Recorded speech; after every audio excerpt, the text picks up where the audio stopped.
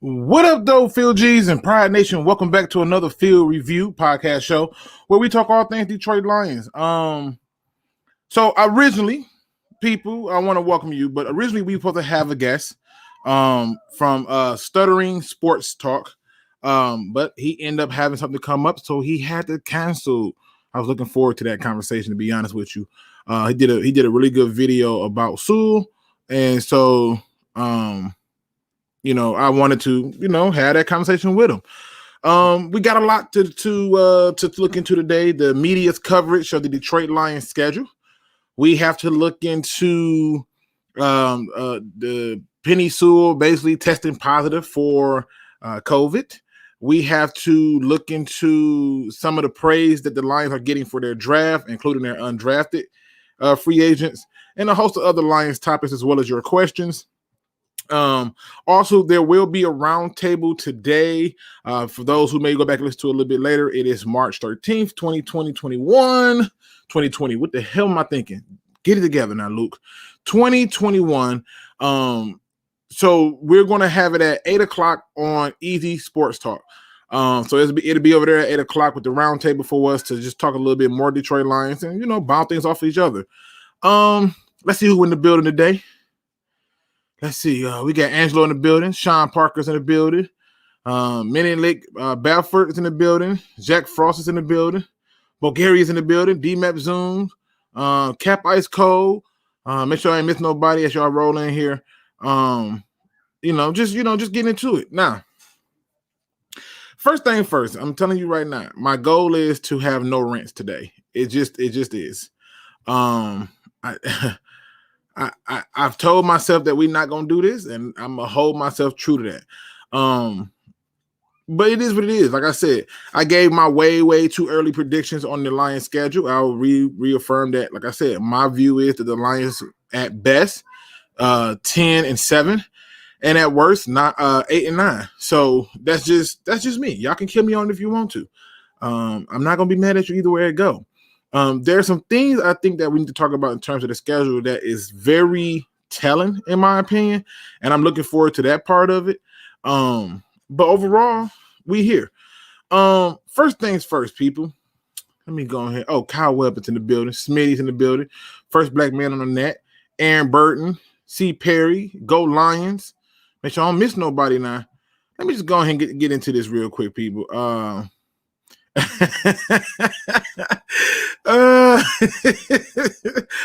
doing my best. I'm not ranting today. First of all, let me just put this out there. 7-9. You mean 7-10? It's 17 games this year, so they can't go. Let me see. They would have to be. Yeah, it would have to be 7-10. So you see 7 to 9 wins. Okay, I see what you're saying. I'm thinking you're trying to say like 7-9 is going to be their record. Lord Jesus. All right. Anyway, listen, people. Looney Tune in the building. I see y'all, man. What up? Listen. So I wanted to see what was the media's reaction to the Detroit Lions schedule, and so I purposely waited, and it didn't take long. And I looked at a bunch of articles yesterday. I turned around and woke up this morning, went to work, got on a lunch break, looked at some more articles, got off work, sat in the car for a minute, looked at some more articles, and I am 100% like shocked. I'm genuinely shocked. And I think my shock attitude comes from like, what the hell, right? If you were to take the collective predictions for the Lions, we got the first overall pick in next year's draft. I just want to put this out there for y'all. If I took the national media's prediction, we got the first round pick. I think the best prediction that I've seen in terms of a record probably came from me, but outside of me, everybody is picking them to just suck. They just picking them to suck. And I'm trying to make sense of all of this. I'm trying to wrap my head around it. And I'm sitting up here reading so many things from so many different people. I've seen people who are talking about we got screwed. They don't respect us. Why would they give us this schedule? I've seen it all. I see one guy who predicted us. I don't even want to give him the praise or any type of coverage.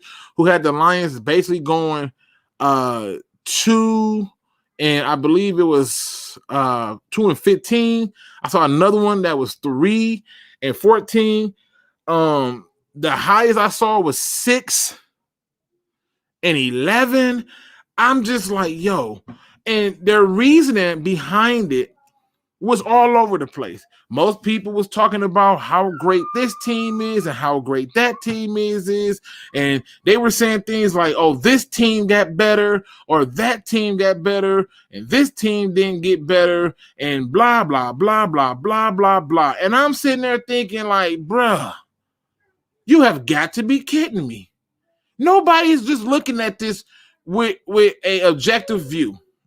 They just simply were going back to last year and they're like, oh, this is what happened. This is what it is. And this is what's going on.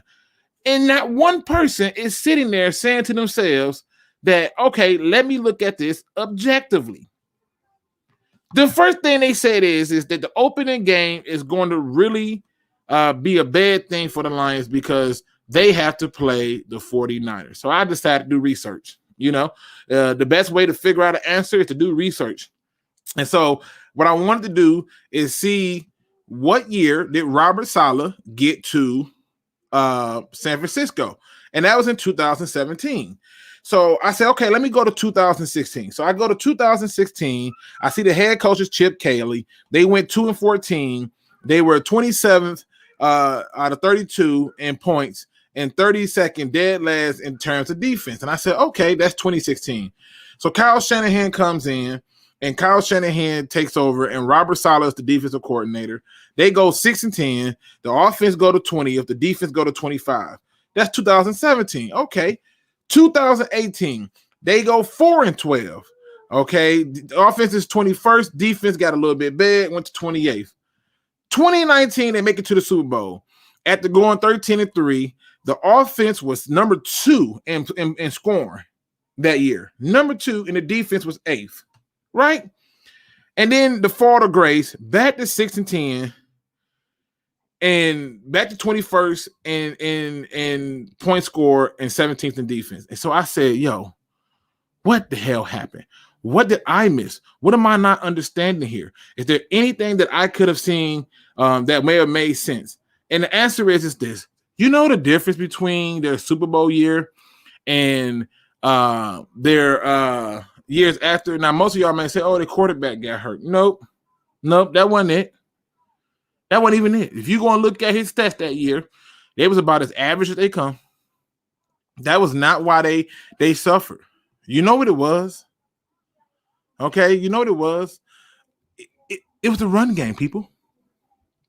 They had a 3-headed dragon. They can literally, in that year that they went to the Super Bowl and won 13 games, they literally just went through every single running back. Jimmy Garoppolo was not asked to do a damn thing. And the defense got better and better because they were able to play field position and control because they could control the clock because they could run the ball.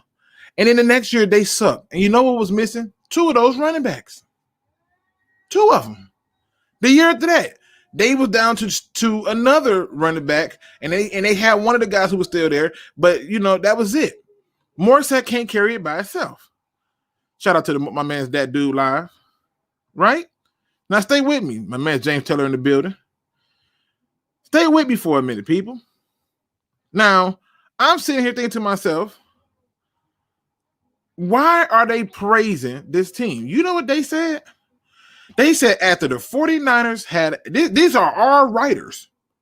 These are our people. After the 49ers had a stellar draft, picking up Trey Lance, the Detroit Lions, offense or defense would not be enough to beat this team. And I'm like, what? So you know what I decided to do? I just looked at it. And I said, you lost the most important thing that you could have had. Your defensive coordinator. So why in the hell is a team who lost a defensive coordinator, who has lost other defensive players, okay, got a quarterback situation going on, people on a hot seat, why are they the favorite? And then I go to Vegas, and Vegas got the Lions as the favorite. But our writers don't care about Vegas. No. They see us as a frail team who's in a rebuild and we're going to suck. That's what they see. We're just going to suck. And I'm just thinking, if this was any other team, teams would be hyped about what they did in the draft. Nobody, they're talking about how good the defense is of the 49ers, and I'm trying to figure out, like, did they forget we built the line? Did they forget that we're running the ball? Did they forget that we're at home? Did they forget that they got to travel from the West Coast to the East Coast and play us at 1 o'clock? They forgot all that.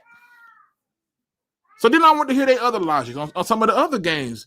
Because I saw this one dude article, and he literally had us losing the first 1, 2, 3, 4, 5. He had us losing the first 5 games and getting our first win against the Bengals. Then he had us losing to the Rams, the Eagles. Coming off a bye week, he had us beating the Steelers, losing to Cleveland, beating the Bears, and losing every game on out. I saw another guy who had us literally beating the Seahawks, the Pittsburgh Steelers, the Browns, the Bengals, and one game from the Vikings. Nobody's picking them to win, and I love it. I love it. I love the fan base. I looked at y'all responses. I saw what y'all was putting in the chat. I saw what y'all was putting on other people's videos in the chat. I was looking. I was paying attention. I'm just saying. Who the hell is Chip Kelly? I said Chip Kelly, man.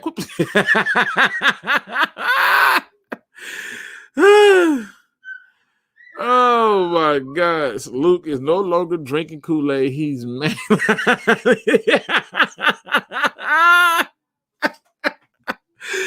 I'm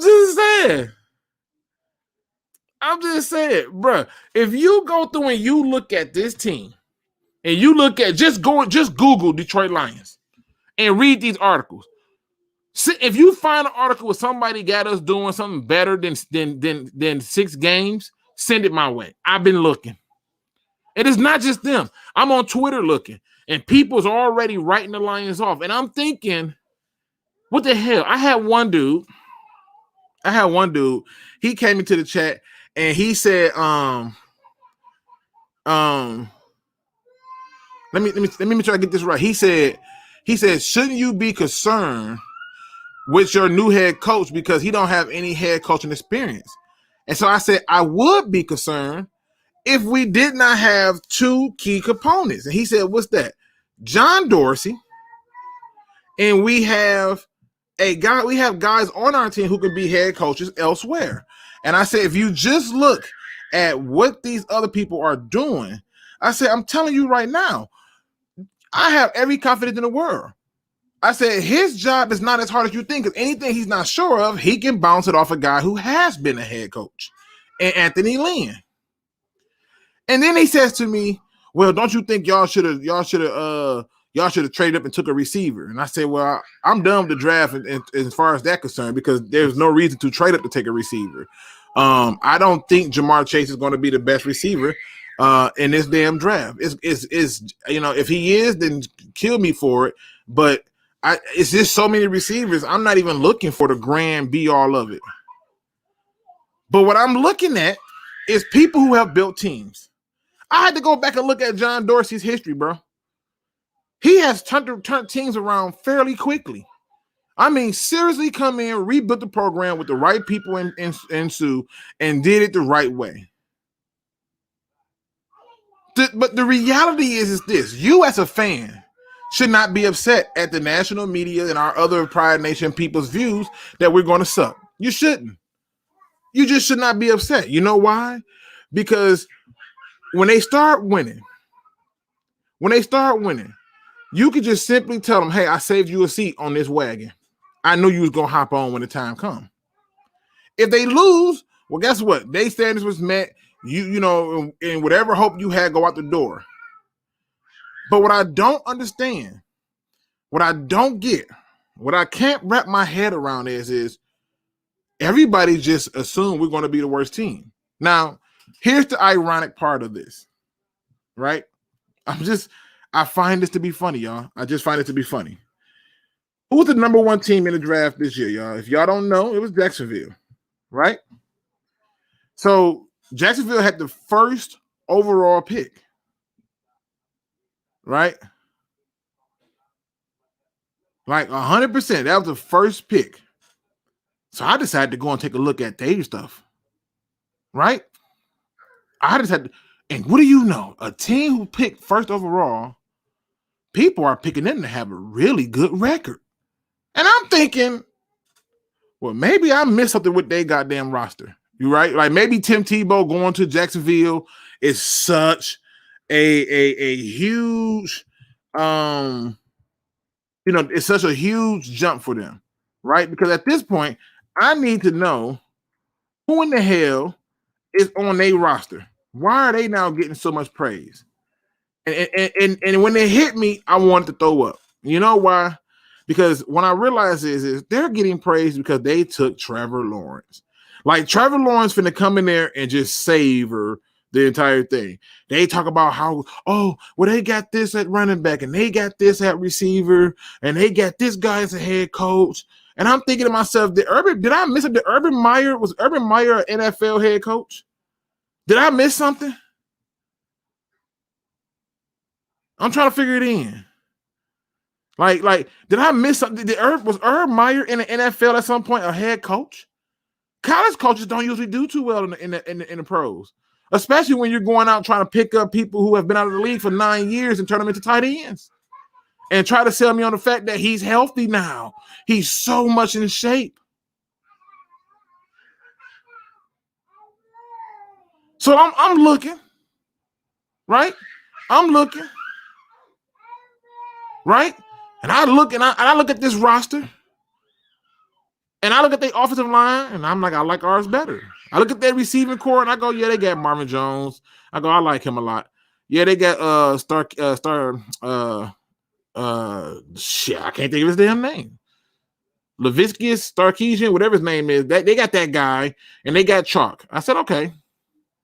I go to the defense, and I go, this team was picking first overall. Who's picking second overall? I go and look at that shit. I just really want to see. I looked at every single team that picked before us, minus the Dolphins, because I think the Dolphins just had an unusual situation. But the Dolphins, I looked at them. I looked at the team before them, and everybody else teams got hope from the national media. All of these teams are going to be better than the Lions. They just 100% sold that the Lions is going to suck. Like, seriously. They just literally, I don't understand. Scott says, how many wins do you think the Lions get? At best, 10. At worst, 8. That's my prediction. Y'all can come back and kill me about it later. But I sat here and I looked at other medias who picked ahead of us. And I looked at their roster and how they constructed it. And most of them got new head coaches. And everybody has got them picked differently. Except for Vegas. Except for Vegas. And I look at these other teams' media and their fan base, and they've somehow just said that this is going to be the difference maker. I looked at Jacksonville's offensive line, and I was trying to figure out in terms of comparing it to, to what Lawrence had in college, and I was like, oh, he in trouble. His butt is in trouble. He finna really see what it's like to have pressure in his face. But apparently, they have more hope in their franchise than we do. And I'm excited because I feel like if you just look at the overall view of all these teams, the Texans and all these teams that I just say, you know what? I don't want nobody to believe in the Lions. I don't want nobody to buy into them. I don't want nobody to give them any faith or any hope. I want them to keep writing the same bull stuff. It don't make no sense. He said, my kids in the back, man, listen, they back there playing, bro. I should change my thing to Daddy Sports. That's what I should call it. But I'm saying it's just one of them things, bro, where I'm telling y'all, start just looking. Look at other news articles. Look how they talk about their teams and go and compare to our writers. We have already said that this team is going to suck. You know what made me sick about the whole entire notion of that? Them the same people who were saying the Lions got to take a quarterback. These are the same people who were saying the Lions got to take a quarterback this year. You think we gonna suck so bad that we're gonna have the first overall pick, but you wanted them to go out and take the damn quarterback this year. So who will we taking next year? You want to tell me we're taking that DN from Oregon? You want to tell me that? Nobody believes in us. I couldn't find no good. I'm on YouTube looking at videos. I'm like, somebody gonna say something. Nope. I'm the only one looking like an a-hole with faith. Because I'm looking at things objectively. I'm looking at the facts of what it's going to be. I'm just looking at it that way. I go through it, I look at these games, and I say, certain games, you playing them early makes a difference. There's probably a good chance that Green Bay won't even have Aaron Rodgers. I don't buy it, but it's a possibility. And now we go into a Monday Night Football game, and they got Jordan Love. And I'm thinking to myself, yeah, but I'm not really worried about them. We've been here before. We've been here before. I've seen this story. Jacksonville Jaguar writers. I mean, are they drinking the Kool-Aid over here? Look at some of these articles I'm seeing. Some of the articles I'm seeing got them doing stuff like, look at this one. This one right here really blew my mind. I don't even know how to wrap my head around this, but watch this. Y'all just stay with me. One of them got them going 7-10. Another one article that I read got them going 9 and freaking. Let me go back, scroll back. 9-8. All right. This article that I'm looking at right now, my man got them with 11 wins. Talking about Urban Meyer and what he gonna do. I went to the fan page for Jacksonville. Let me read this to y'all. Y'all gonna love this one right here. Jacksonville. Here go the fans. We got Trevor Lawrence and ETN, and we about to light it up, people. Jacksonville. First overall pick, Jacksonville. That team. I find it funny. How many do you have the Bears, Packers, and Vikings at? I had let me see. You know what? Only one I looked at was the Packers schedule. I don't remember looking at the Bears schedule, and I don't remember looking at the Vikings schedule. But I did look at the Packers schedule. And I can go look at it real quick and give you my prediction. I'll do that. You know what I'm saying? Why the hell not? Let me see. Let me look at the Packers schedule. We're gonna see how we feel about it. Let me see. Packers open up against Houston, win. Jets win. Buffalo lost. New Orleans lost. So they 2. Oh, wait. You know what? That's preseason. Huh? It's crazy me. So see, open up against the Saints. Oh, they on the road. Lost. Detroit. And they play at home. I still think the Lions beat them. They're going to split that either way it go, but just for the purposes of this, I'll give them a win. I'll get the 49ers win. So that's 2 wins. At home against Pittsburgh, loss. Bengals win. On the road against the Bears, loss. Against Washington, week 7. You know what? I think they can take an L here. Let's see. Arizona win. That's 4. Kansas City lost. Seattle win. 5. Vikings win. 6. Rams win. 7. Bears 8. Baltimore. I don't think they're going to be able to run the ball. I don't buy in a defense like that. I'll get this one to the Packers. 9, Cleveland. I think they're gonna touch whoever the quarterback is. I can see Cleveland beating them. So that's I'm gonna get them a loss. I got them at 11 games. So 11-6 for the Packers. Let me see. Let me go and look at the Bears. Let me see. Let's see how the Bears looking.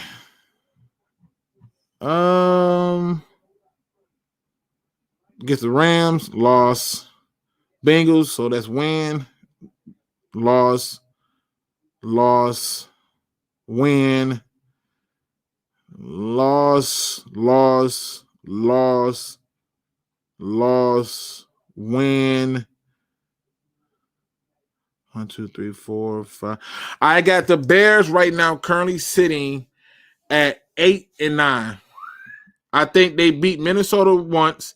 I think they get swept by the Packers. I think they split with the Lions, so that's 2. I think they beat the Bengals. I think they'll beat Vegas. I think they'll beat San Francisco. They'll beat the Cardinals. So I got them at 8. See, tried to answer that question for you. But I'm just saying, I'm with you below 0. They got to start winning. So with my man JT in the building, Let me go. What JT got to say? He say Jaguars are better than what a lot of people think, and I live in Jacksonville. I will send you a link so you can explain that bullshit to me. Explain that to me, JT. How in the hell is Jacksonville better than what people think? Just JT, you know what? I'm finna send you the link because I need you to explain to me how in the hell Jacksonville is better than what people think. You telling me they're going to be better than the Lions? Is that what you're telling me? Because I ain't buying it. I'm sorry. Not today. Not today. I'm sending you the link, JT. I got to hear this. I just got to hear it. And I'm not saying he wrong. I'm looking at certain factors. And I'm just telling you, this national media basically have said that Lions suck ass. I had to go back and look at their first year with Matt Patricia, and they was all on that jock. They was all on it. Oh, they going to be this and they going to be that. None of it happened. I'm just saying. The consensus poll should be against the Lions. Everything about this year is unknown and unproven. An unknown commodity present the biggest threat. However, a clean slate hosts the highest opportunity. I just don't.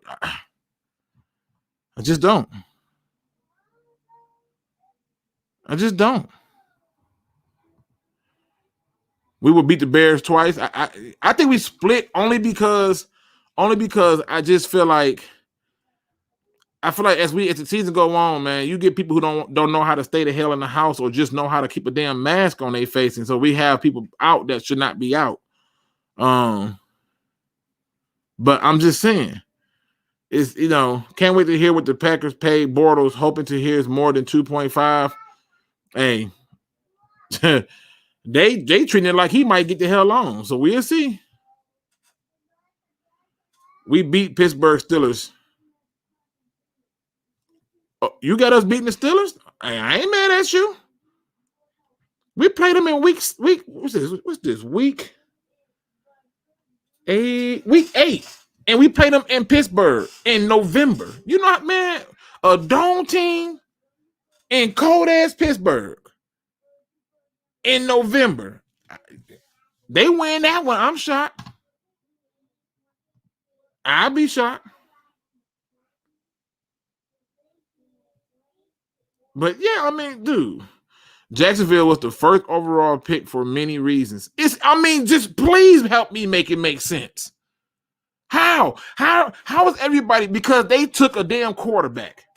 Because they took Trevor Lawrence, all of a sudden they going from worst to damn near first? No. Why? Because Urban Meyer's there? Every time Urban Meyer ever won, and somebody stopped me when I'm wrong, every time Urban Meyer won, it was some type of controversy about him cheating. He ain't finna be out here just snatching up, he ain't going out there giving people jobs to get players. This ain't college. This ain't how this work. I'm not buying it. I'm just not. I'm trying to make it sense.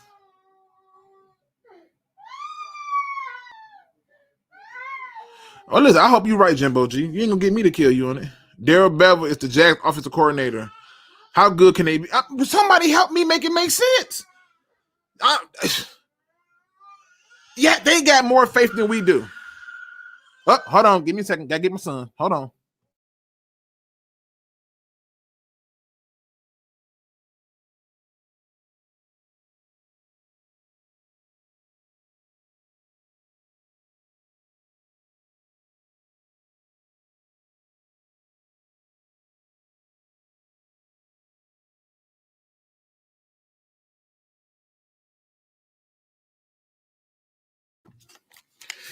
My apologies, people.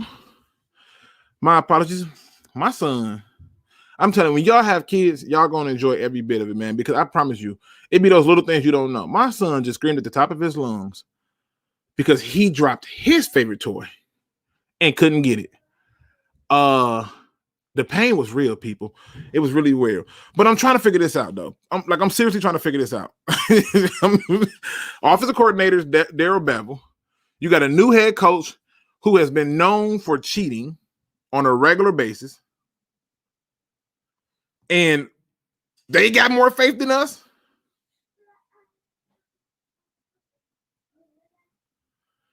That dude said that's week 10, not week 8. What the hell am I looking at? Hold on. Oh, damn. You right. You right.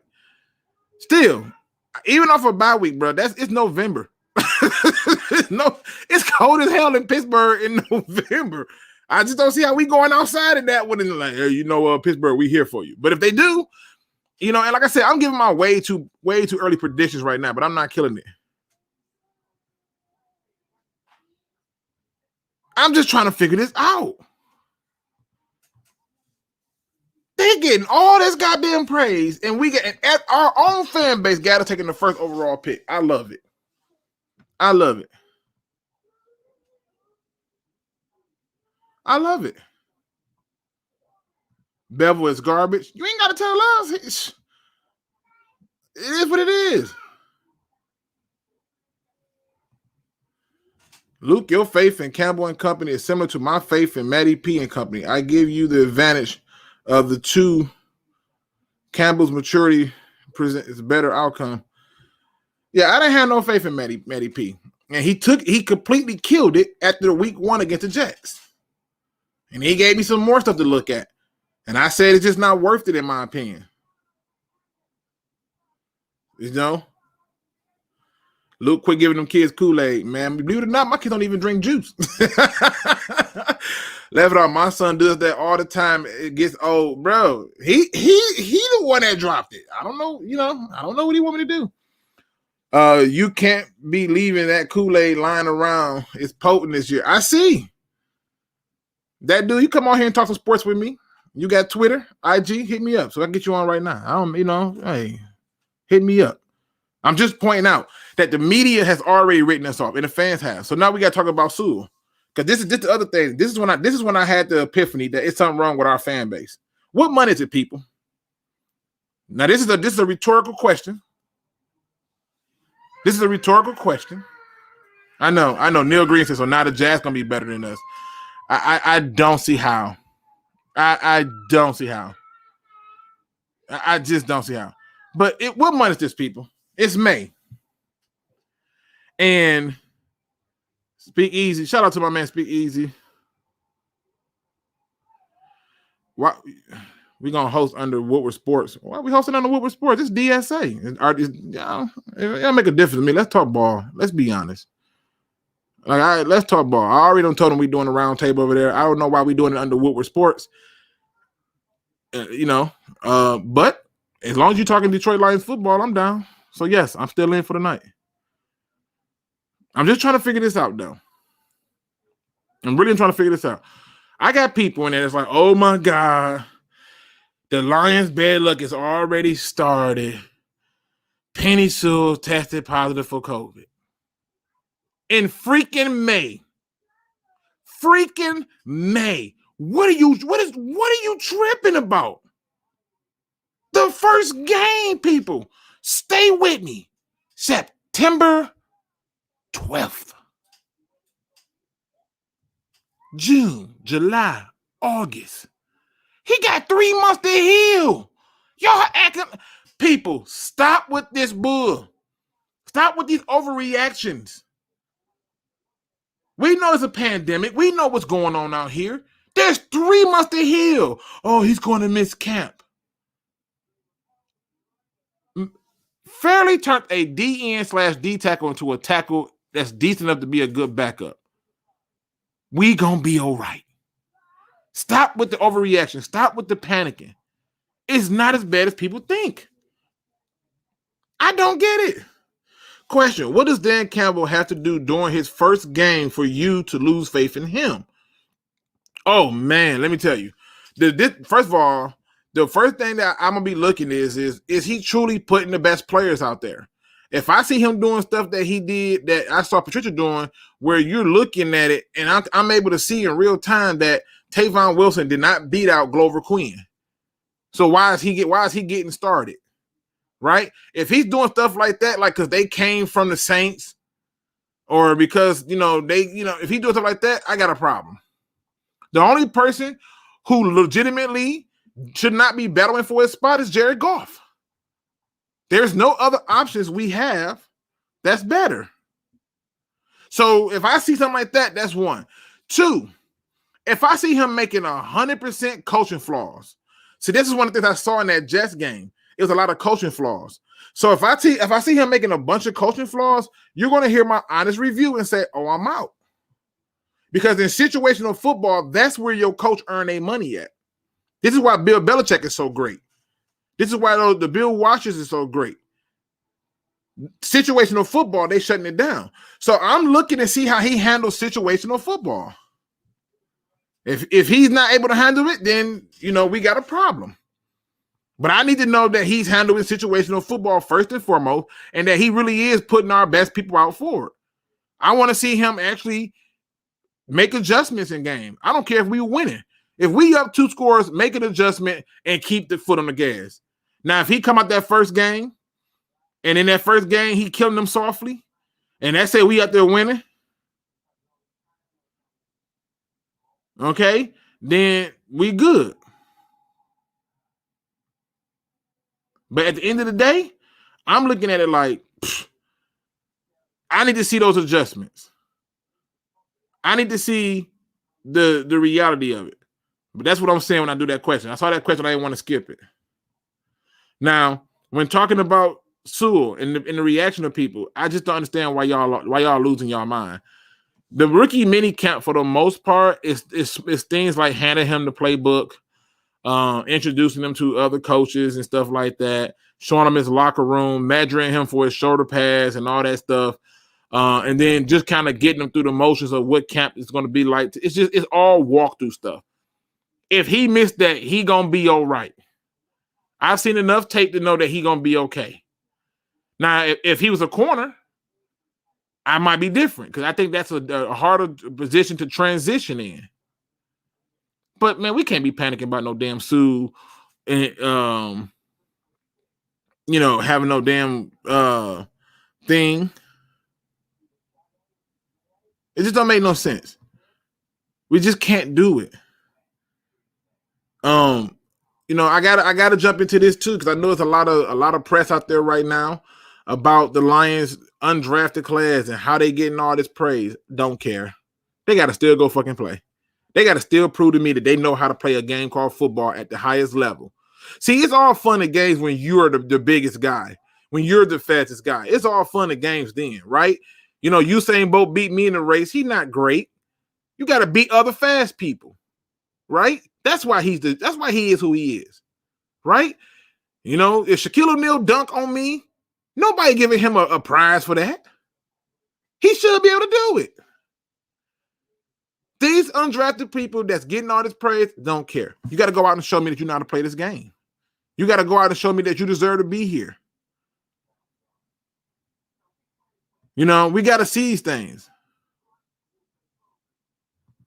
Look at this, Looney Tune. Luke, can you believe people are already calling him a bust? Because, bruh, I don't understand it. I don't understand it. I know people think that I like talking that Kool-Aid, but it's not like that. Luke, would you rather have one Super Bowl appearance and none for another 20 years like the Bears, or a dynasty like Pittsburgh and San Francisco? I would prefer to have a team like Pittsburgh. I know San Francisco got history, but Pittsburgh just 100% all around. To me, I got a friend who works for them, right?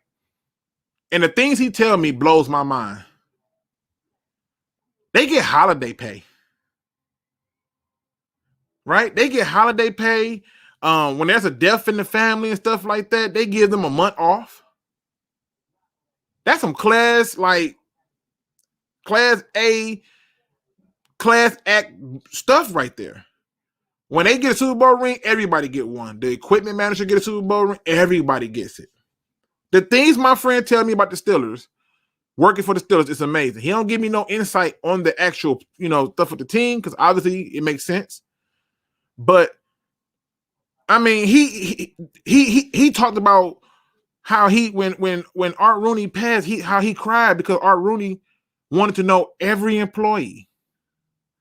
And he will remember things about their families and stuff like that. I want that. I need that. I feel like that's the way you build culture. That's the way you build legacy. That's the way you build an organization. You go to Dallas, people like Dallas, even when Dallas is losing, because you get Christmas cards and parties and everything else. You're treated like royalty. So that's what I look at. The guy from Utility Sports told me that there was no way the Lions were going to have a better record than the Jags and the Jets.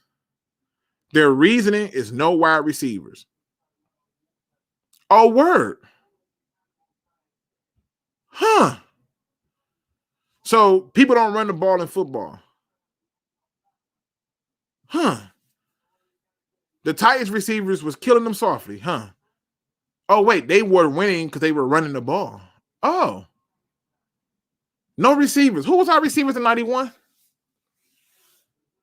I'll wait. People got these blank ideas that they don't have nothing behind it. It doesn't make sense. But this whole idea that we won we're the fourth best undrafted class. Based on what? Get on the field and show me. The same goes for this report that came out. How the Lions is getting all this praise from people for drafting Derek Barnes. They're getting all this praise for him. So what? He still got to perform. I'm a fan of Barnes. In fact, you can go to any YouTube channel, and I'm not making this up. You can go to any YouTube channel. You won't find nobody who had him selected but me. You know why? Because I like the player. I went through and I said, if we did best player available, we're going to do this. And I went down the list. I let y'all vote on it. And I said, and some people were like, well, Jabril Cox is there. He's not there. I said, but I like Burns. And I took Burns and y'all chewed me out. I'm cool. Y'all chewed me out. But I like what I saw from him.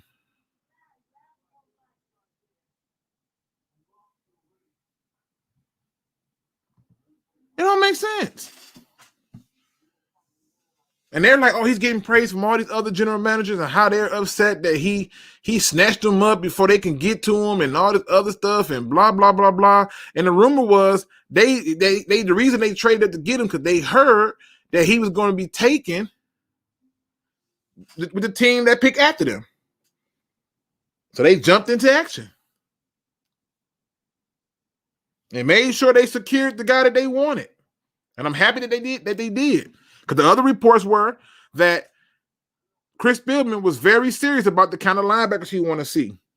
And he was steadfast on it being in line with Aaron Glenn. But I don't even care, not even Sewell. The reason I'm hyped for Sewell is because there are other pieces on the offensive line. If this was a similar situation to what happened with Stafford, I can't get too hyped. We didn't have a line for Stafford. You had Dominic Raiola, okay. Jeff Backus, okay. And then at that point, just start guessing. To me, They got to still play. You know, you got to be able to do things different.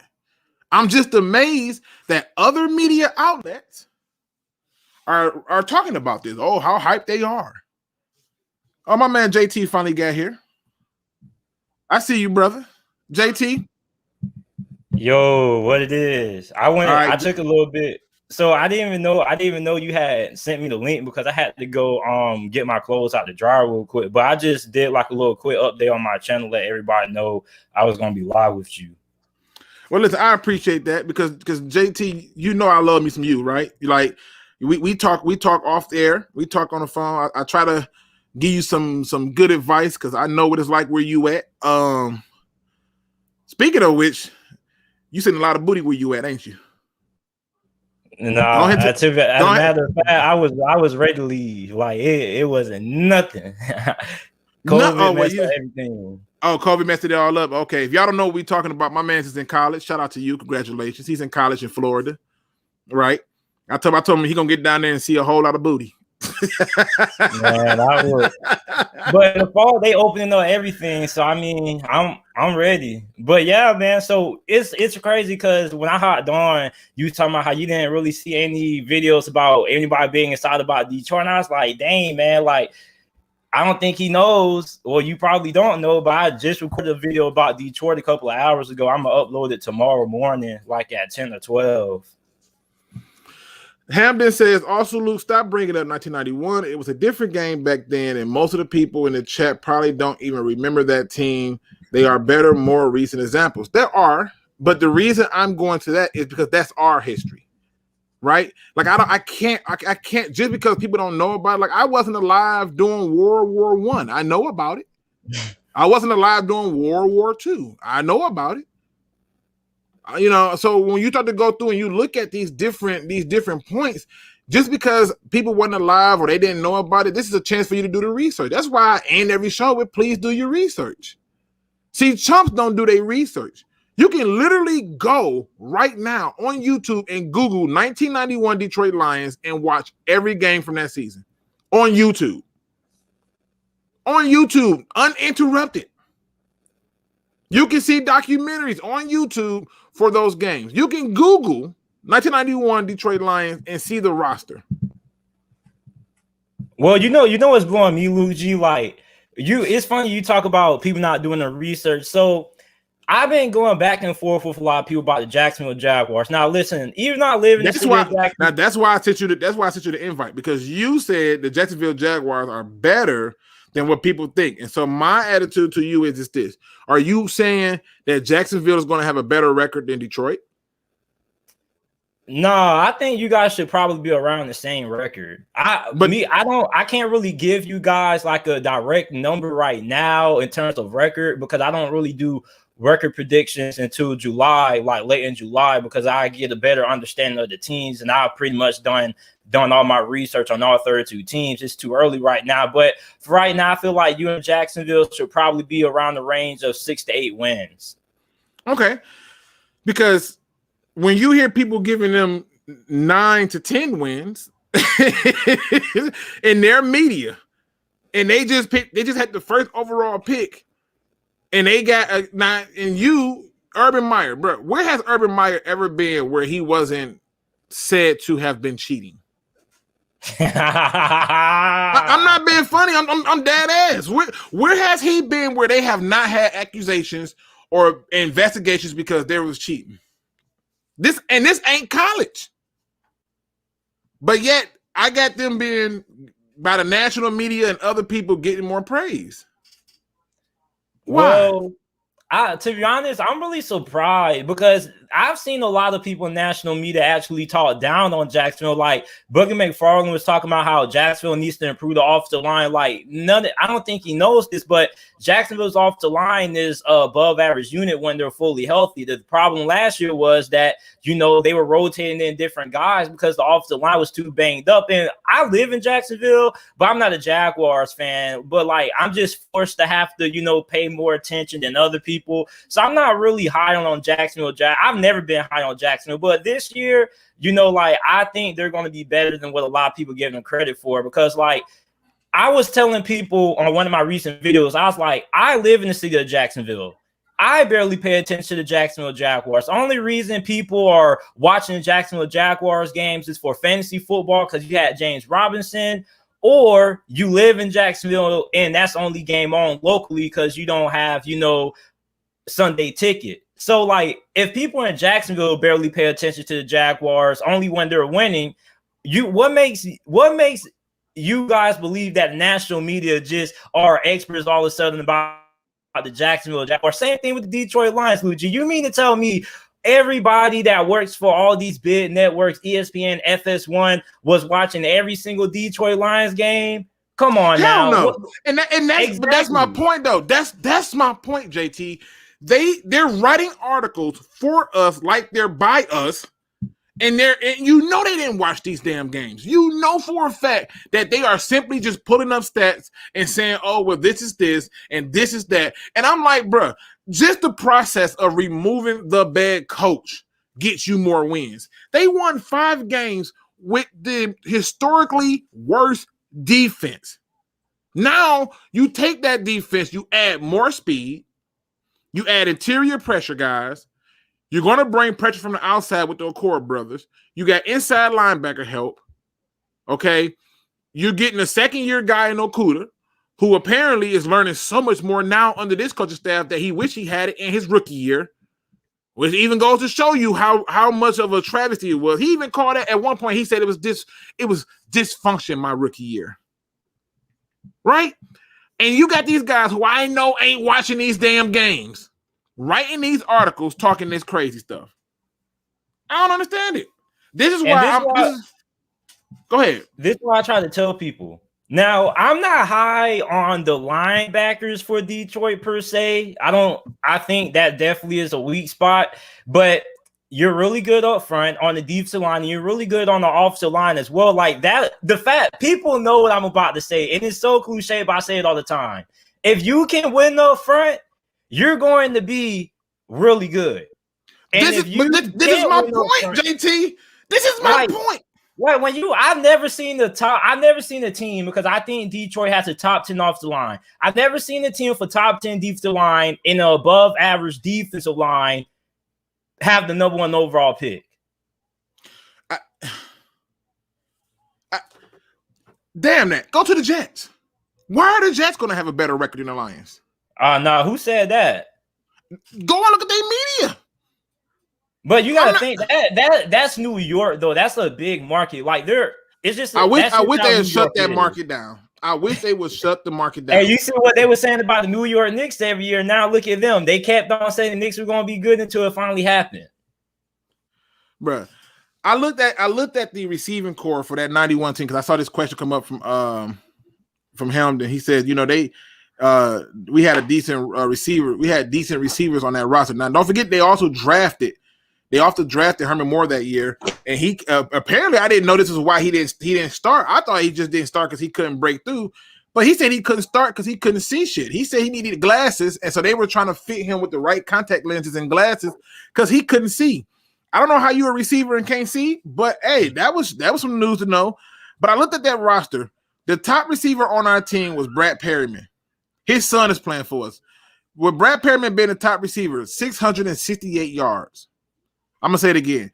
668 yards, 1 touchdown. The next top receiver was Robert Clark, 640 yards, 6 touchdowns. Touchdown machine Willie Green was the third receiver, 592 yards, 7 touchdowns. What I see is a collective group of guys.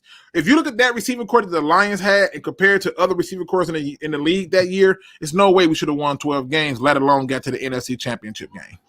Well, I saw somebody in your comment section say that was too old. A lot of people weren't alive in 91. He wanted recent more examples, so I can give him one. 2019 Buffalo Bills, their best receiver was John Brown. That was pre-Stephon Diggs trade. Okay. Let's go. Baltimore. Okay. All they really had was Mark Andrews. That was it. You want to go further? You remember that Super Bowl win in Baltimore Ravens team back in 2012? they had a bunch of older veterans as their wide receivers, guys who were past their prime. 2015 Carolina, their best wide receiver that year was Ted Ginn Jr. Like I said, it's one of the things that I just look at, and I'm telling you what I'm starting to come to the conclusion of, and I know this is not a popular view. I don't ever want to see a big name receiver in Detroit again. I don't. We had Calvin Johnson that had nothing to show for it, and I'm not blaming Calvin Johnson for it. I'm just saying that these big name receivers, it's not just here. Go and look at it. Look across the board. All these other teams with these big name receivers ain't doing nothing. It's the ones, and the team that won the most Super Bowl has had the best collective group. And that's New England. When the Steelers had what's his name? Plaxico Burress, Santonio Holmes, Hines Ward, and then the other little speed dude, Wallace. Oh, Mike Wallace. Yeah, Mike Wallace. When they had all those receivers, they would be okay. When they started getting down to the group, not the big name guys, you started seeing way more production. Juju Smith-Schuster. Yeah. I mean, Pittsburgh I tell people this all the time. I say Pittsburgh is a wide receiver factory. Like Emmanuel Sanders was the 5th best wide receiver on Pittsburgh during his time with the Steelers. Went to Denver, became their 2nd best wide receiver and a Pro Bowler. And I tell people this all the time, like, how good you are in the trenches really matters, okay? But, like, the team that won a Super Bowl recently that had the most star-studded group of wide receivers was Tampa Bay last year, okay? You know they had Chris Godwin, Mike Evans. You know how loaded they were at tight end. That was just like not Kansas City last year. Okay, I'll give them that too. So it's like overall, if you look at the last 10 Super Bowl winners from this past decade, I'm pretty sure about 70% of them didn't really have a really great number 1 wide receiver. I just find it funny. Don Burr says Luke gonna come back here with a book bag of excuses, trying to make why we lost a long drawn out essay. We don't have enough talent yet. Simple. No, I don't make excuses. I've always been a believer in if you know better, you do better. So as I get more information, I have to take the information that's provided. But with the information that I have right now, everybody's on a new clean slate. And I'm just simply looking at it and I'm saying, look, this idea that we don't have enough talent, I laugh at it. We ain't took no snaps. Can we get a preseason game in? Can we see something on the film? The reality to me is this team, I'm not convinced that we are about to be the number 1 overall pick. You were one of the people who wanted a quarterback, if I'm not mistaken. If that's the case, and you're telling me we just don't have enough talent, then there's even more proof that we shouldn't have took a quarterback this year. And well, here's the thing. Go ahead. The quarterback class in 2022 is so freaking loaded. We're probably going to see the most quarterbacks ever get drafted in the first round of an NFL draft than we probably ever will see. There's like 7-8 quarterbacks who all right now you can make the argument deserve to go in the first round. But for Detroit, like, you don't have to have a top 5 pick. You probably don't even have to have a top 10 pick to get you a franchise quarterback from next year's draft class. Because to me, you probably don't know who this is. As a Steelers fan, I hope that Pittsburgh, you know, I don't have us going to the Super Bowl or whatnot, but I hope at most we go to the wild card game and then, you know, we can get this guy named out of Liberty named Malik Willis. Now, write this name down, Luke G, and go check him out. Malik Willis is probably the closest thing that we will find to Lamar Jackson probably ever when it comes to how I know who you're talking about. That's the guy I want him. I saw on the QB school. I saw him on there. Yes, I want him. C. Perry says, I don't remember you. he said, I don't remember you taking that guy. Okay, let me see. Hold on. Let me see. Hold on. I'm gonna find the video for you. I think it was the mock draft one. That's what I feel like it was. I feel like that's the one I did the mock draft on. So let me see. Is this it? I put it this way. I'll find the video so y'all can see. But let's be honest. Let's really be honest, man. Here we go. Did I find it? Where are we at? All right. I found the video. I need to number these damn videos, y'all. I'm gonna be honest with y'all. I apologize for not doing that. I'm going to number them and get them together. All right. Now give me 1 second. I'm just queuing it up so you can see. Let me see. All right. Yeah, because they shut my ass down too. I remember that too. Now, let me ask you this, JT, because I know a lot of people is going to say, they're going to say, you know, is you got to be crazy. Let me ask you, when it comes, oh, here we go, right here. This is the part I'm at. All right.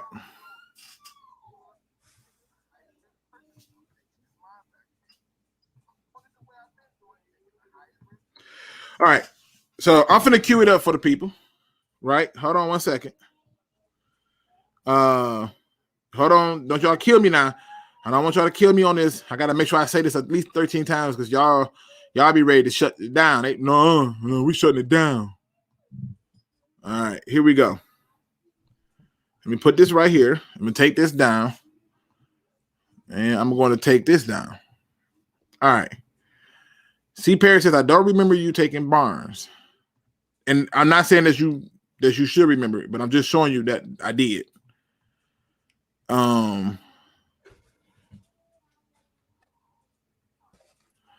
Luke, yeah, my description has everyone linked. Everybody link is in my description. All right, so let me see. Hold on. All right. Just so y'all can see. This is 100% my video. You agree? Oh, can you see that, JT?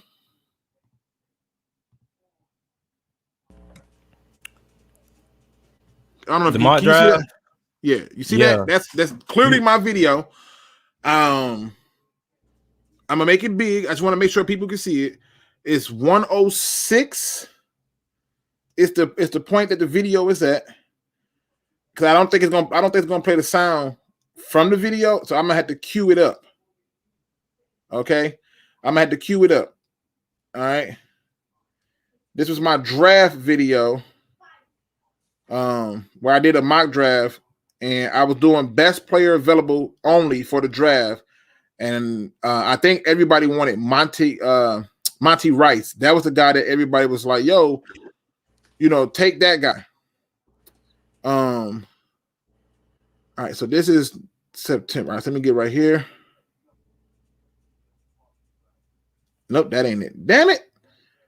I hate when this thing don't go the way I want it to go. All right, let me see something. Hold on, y'all. Tell me if y'all can hear the volume on this.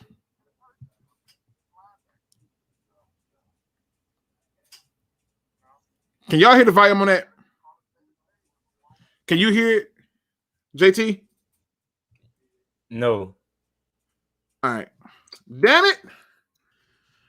Did you hit play? I did hit play. This damn thing no it makes me see. Hold on. We're gonna get this together. This I promise you.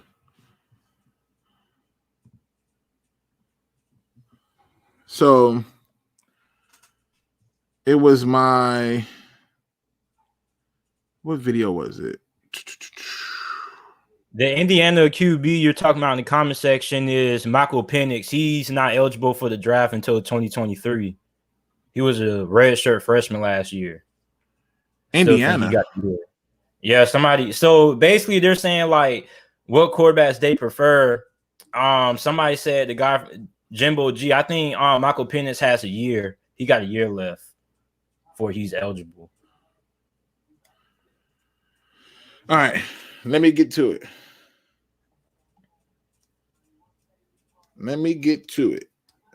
So, okay, I did this right here. I'm gonna go to the 106 with the mark. Nope, they go to 106. 106 people. 106. Come on, where you at now?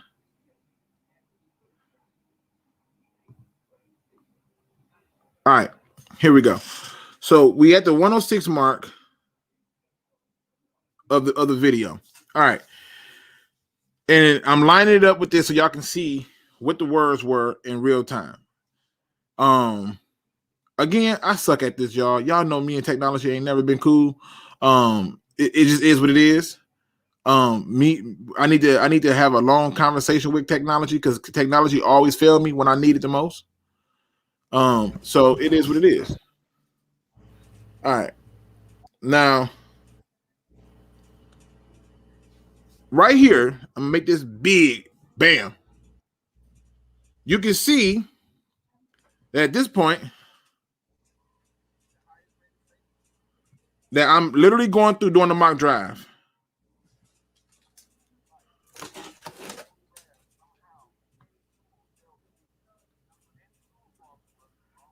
Let me go back a little bit.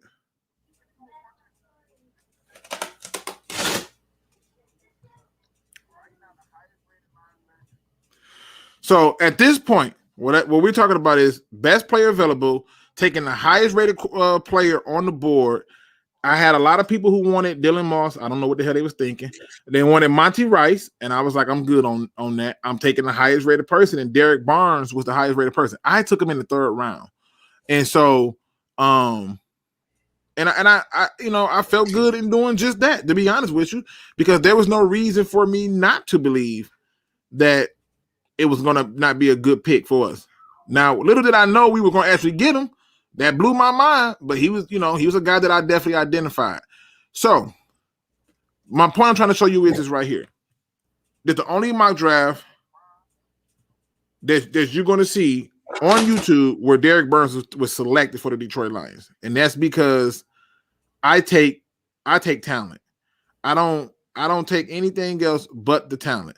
The talent tells me who should be on this team. That's who tells me. And I'm just saying, we have to be able to see that in real time. Now let me ask you this question right here too, because JT, you follow football heavily. Did you look at the Lions schedule? I took a quick glance at it, but I haven't really, broke it down. Okay. Do you see the Lions losing or winning their first game against the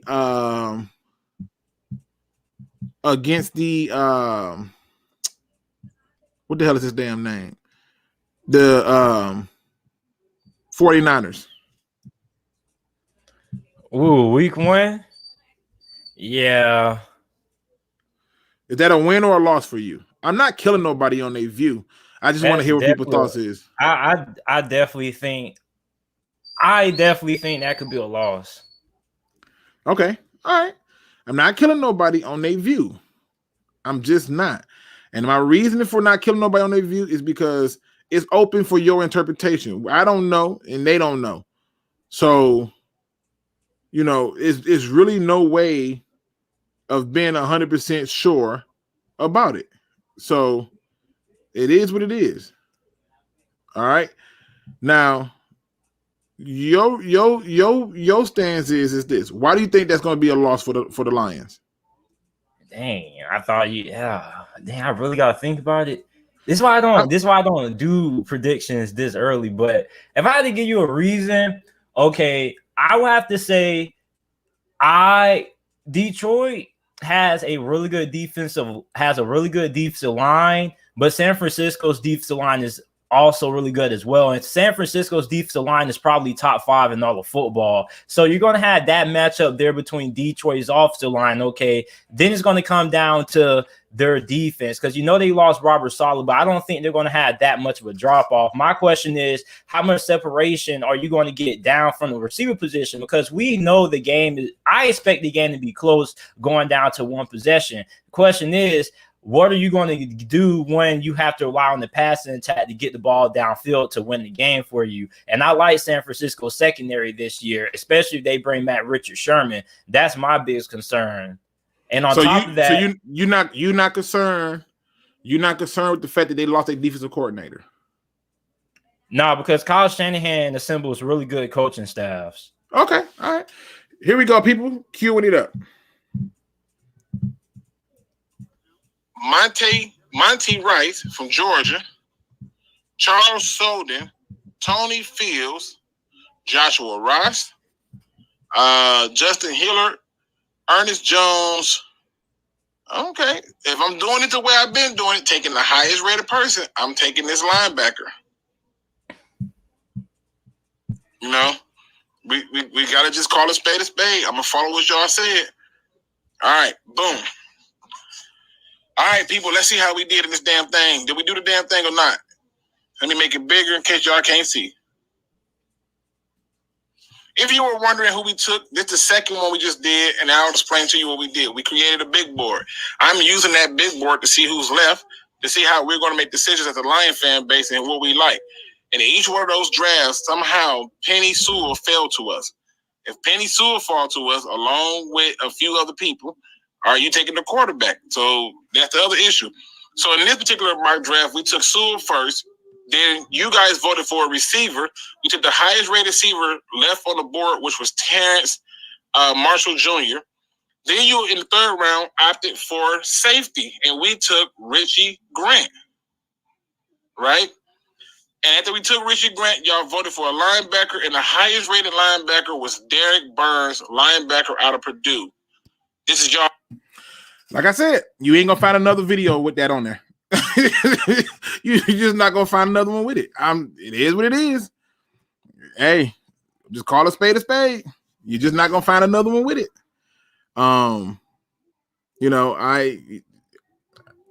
Hey, it is what it is. Now, people, let me get back to this basis on this. All right, let me get back to the basis on this.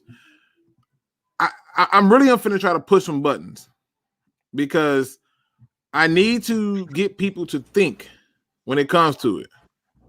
Okay. We should have went D-line in the second and third. I just did best player available based on the big boards that we made. And I that was the one liberty pick that I took with Burns because I was like, look, there is no other linebackers on here that's rated higher than him to me. I took him. So, again, people, we will be having a round table today. We will be having a round table. It will be on SpeakEZ's channel. Let me see my man speak. There he go. Right there. There he go. You know, there he go. That's my man SpeakEZ. I guarantee you Easy gonna mute me because that's what he do. He gonna mute me at least once because I'm gonna disagree with something he gonna say. I'm gonna definitely ask him about Trigger Trey. I know his spirits is probably broke. But that's my man Easy's there right there for sure. But listen, JT, you think okay. So you buying it. So Vegas say that it's a -7 and they got the Lions at the favorite. You think Vegas has lost his mind versus the 49ers? I don't think, like, you got to take Vegas does do a lot of research, but at the same time, though, Vegas isn't always correct because there were times last year when Vegas had Pittsburgh as an underdog, like against Tennessee and then Baltimore, and Pittsburgh ended up beating both of those teams and covering. So, like, Vegas was even high on Pittsburgh last year, as a matter of fact. So, like, everything, like, I understand Vegas does a lot of research, but with some teams, you just simply can't predict. Like, every year, this is a team that just comes out of nowhere because, like, I think somebody had a stat every year for, like, the last couple of decades. There's been a team every year that went from last to first every single season. Certain things Vegas really can't predict. They're going off, what they think, what happened on top of the prior knowledge that they know last year, and then, of course, incorporating a couple of their draft picks and things like that. But another thing Vegas does is when they do their point spreads, they also incorporate players. For example, if Jared Goff got injured, then Detroit probably would be maybe a 1-point favorite, or they might not be a favorite at all. So, like, there's like a bunch of different factors that goes into how Vegas does their odds. But certain teams you just can't go simply all Vegas sometimes. Certain teams you just have to, kind of go out there. Same thing with Buffalo in 2019. Vegas wasn't high on Buffalo neither. Well, I mean, like I said, Vegas ain't in the business of losing money. They ain't stupid. SpeakEZ says, I ain't never. Yes, you did, bro. We was having this debate about that quarterback, and you muted me, and I laughed, and I was like, yeah, you know what it is. So yes, you did. Yes, you did. You muted me. I ain't mad at it. I think it's funny as hell. I'm on the highway. Send me the link. Got my IG. Okay, yeah. I'm gonna figure out what we doing. Let me see. It says it's Easy and Luke going to fight the whole string. Y'all better get a ref. I love debating Easy, man, because Easy is. I think our personalities are similar. We can get a point. About. Do we debate about every goddamn thing? I think the last thing we was debating about was him beating up Bruce Lee, and I was like, we're not doing this. Like, Bruce Lee gonna beat your ass. He's like, man, look, Bruce Lee little. I was like, Bruce Lee gonna knock you out. So it's just fun though, man. It's always fun. He says it's going to be on Woodward Sports to help out the channels to get some extra subs. Okay, so yeah, send the. Wait a minute, you talking about the actual YouTube channel, right? Say Luke say some wild shit.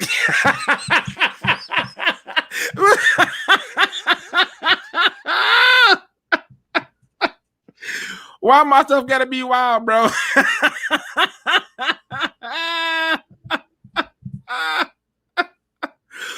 It ain't that wild, bro. Stop playing with me. Steve-O says Luke and Dion are going to OD on Lions. Oh, hope Opium and Kool-Aid don't get these two together. Yeah, man, like that. One thing I do got to say is that I don't really think Detroit is a playoff team. When I look at it, like, I still think they are probably the worst team in the NFC North. I think Chicago, they're not a bad team at all. Like, Chicago is just. I really just think go back. Don't just breeze through that. Go back. You said they're gonna be the worst team in the NFC North. I'm not saying they are. I'm just saying as of right now. Hold on. Nope, we're gonna get this together today. JT, you know I love you, but I got to do you this way. JT. Well, I did listen, I'm not saying they are going to be the worst. I'm saying as of right now, they are. The floor is yours. You said the Lions. I want to make sure I heard you right. All right. The Lions is the worst team in the NFC North. Yes, I'm not saying they're going to be, but as of right now, they are. Okay.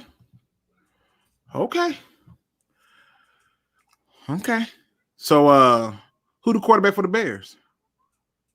I mean, they're in a similar situation with you. Like, well, not a similar situation, but they got a good team around them. Andy Dalton isn't bad. I think Bears fans are overreacting.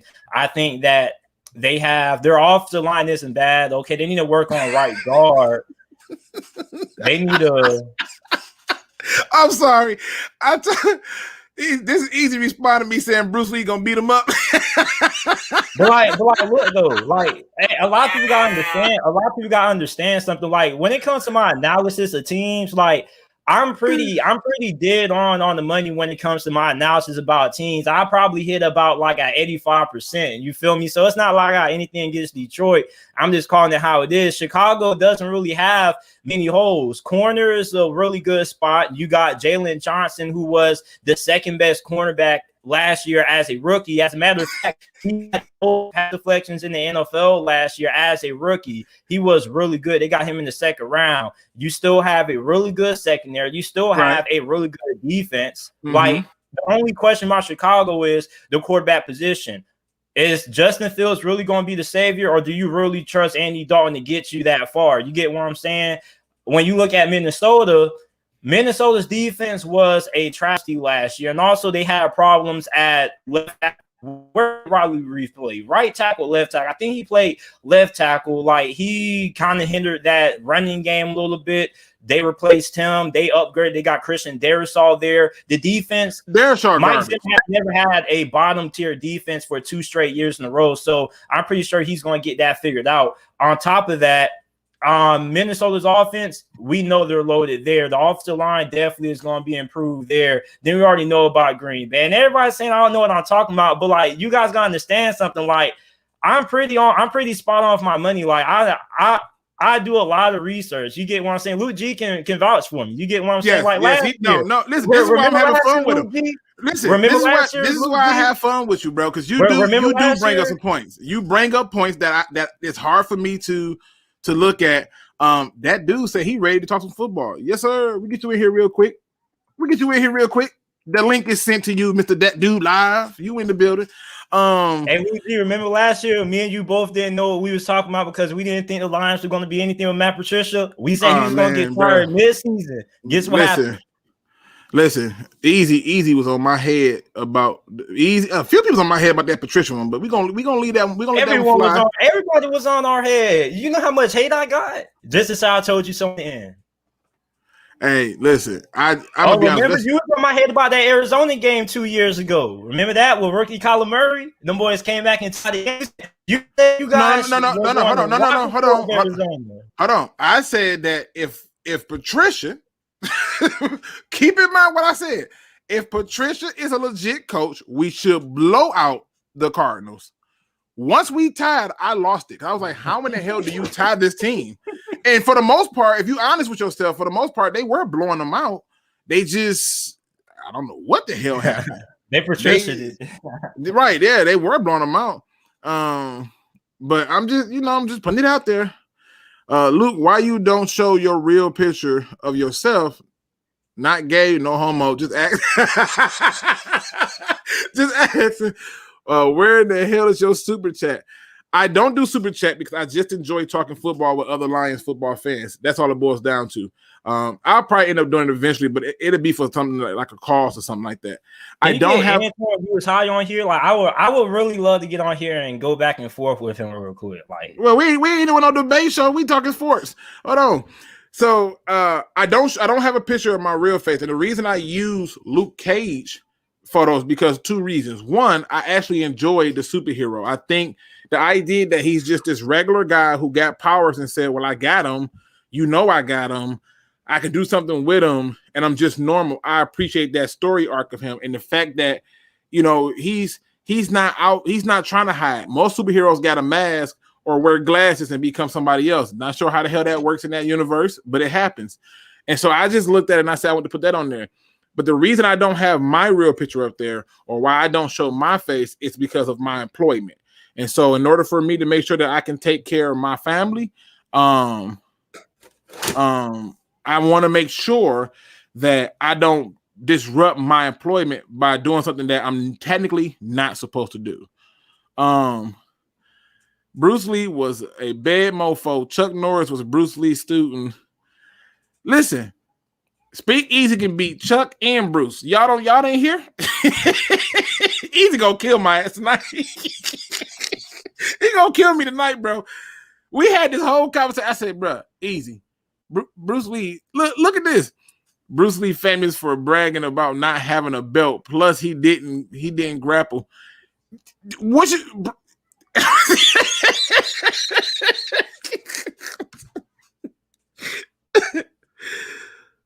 Everything Bruce Lee do is about counter. It's about countering the attack. Whatever you try to do, he gonna do something to counter it. That dude bad, man. Okay, so I got a question. Like, so Jim OG says not a line, but they will, especially player coaching championship and things like that. Like, I don't like just because you have a coaching staff that has a bunch of coaches. No. I think you might have read that wrong. He's talking to so not a Lions fan, but it's one of my subscribers, and so we always talk, especially in Discord, and he has a lot of interesting takes that's interesting. So right here, he says they better execute on 100% with all the acquisitions they did for the coaching staff and upper management. They better come out the gate on fire, no excuses. And so he was responding to that because he was tagged in that response. And so when he responded to it, he was saying they will, especially players coaching championships and would benefit from the Lions. So that's what he's saying. Just give me one. So let me ask you this question really quick too. because I got to do this because I find this to be so entertaining. I got told I was nuts and that this was stupid. Have I showed you my favorite diagram? I haven't showed you that. You showed me that all off season, Luke G. I just want to let that sit there for a minute. Hold on, my son. Trust me, I know. I'm rooting for it to happen again. I mean, listen, I just love how this looks. Because if you look at this exactly is the Lions. If you look at this is the Lions and this is the Bengals. Option A is the Lions. Option B is the Bengals. Oh, Luke G, you know what? I can't wait. I can't wait for you guys to play the Rams. Oh my God! For all you Lions fans that were trashing Matthew Stafford, I can't wait for Matthew Stafford to carve up that Lions defense and show you guys what he can do when he gets a real coach, a real team, a run game. Wait a minute. I promise to God, I can't wait. Wait a minute. I can't wait. Matthew, oh my God. Can we take a moment, though? Can we take a moment to have this for a moment? 313 J Mo in the building. Shout out to the big homie. He said Bruce Lee was phenomenal. You fool. Wait.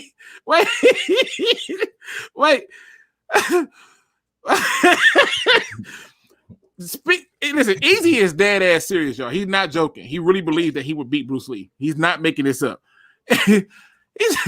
He said the only thing he was phenomenal with is a phenomenal actor.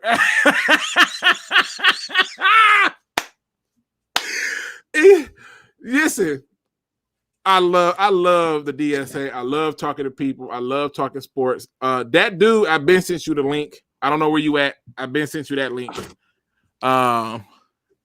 Yeah, you got the link. Or as they say in the old cartoons, I have the power. That's for those He-Man people who don't know. But yeah, it's funny. Burrow looks like Bruce Lee in this diagram. Smitty said, "Yeah, and I can knock out Mike Tyson."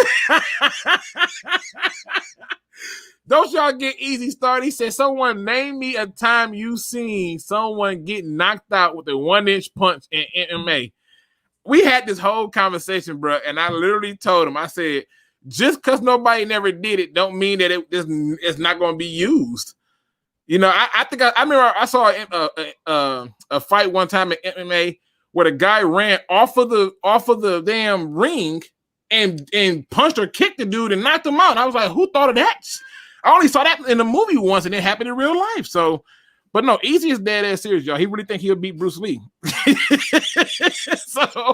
So I love Easy, man. I really do. Let me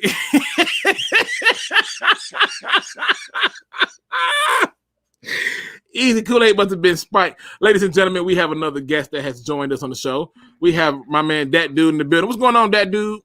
What up, though? You can hear me? I can hear you, man. You say you wanted to come in and talk a little Lions football. I'm hitting everybody with the straight question. Again, we ain't going to be on too long because I got to get ready for the roundtable. But my question to you is this, man. Why do you think that the Lions national media, their own media, international media, is basically said the Lions going to have the first overall pick? Well, that's because we ain't ever done nothing.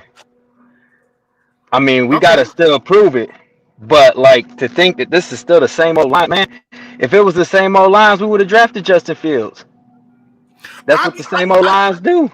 That to me was listen, taking the quarterback was the same old Lions move. There are still fans who believe that we were considering a quarterback all along. Even when reports came out that they tried to trade up to number 4, people were saying that they were trying to trade up to get Jamar Chase or get a quarterback. And I'm like, you don't celebrate the way they were celebrating after another team make they pick if you didn't get your number 1 guy. So it's ironic to me that that's the case. But I don't understand this concept that people like the Jets, the Jacksonville Jaguars, the Texans are going to be better than the Lions. Right. Oh, the Texans? Who said that? Well, listen, that's what the media is saying. That's what the media. Don't judge me. Look. Hold on. Look, hold on, real quick. I'm sorry. Easy says, I'll educate y'all briefly tonight. People, y'all gotta come check out.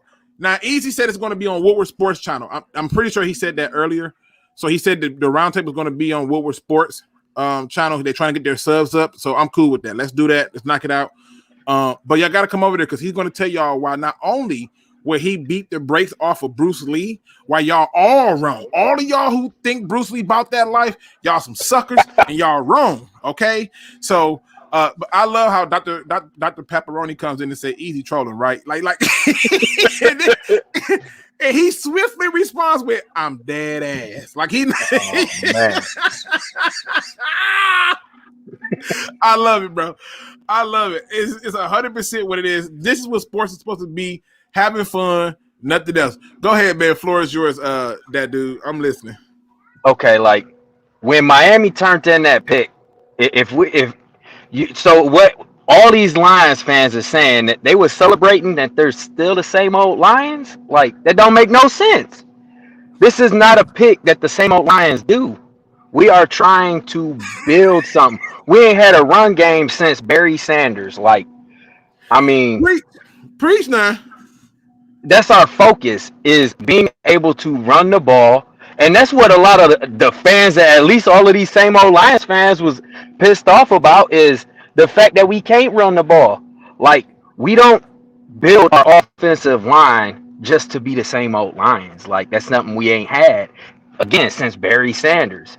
So when you talk about a run game, that now helps out Jared Goff and the team, which is something that I wish we would have done for Stafford, because we never got to see Stafford's full potential behind a great offensive line. But being able to run the ball, that gives other defenses more to have to account for now. Not knowing, like the Jets game, the first game that Matt Patricia was the head coach of, when they come out and tell you that when they seen Riddick back there, they knew it was a pass. Like, stuff like that is no longer valid. Facts. And it's not just that.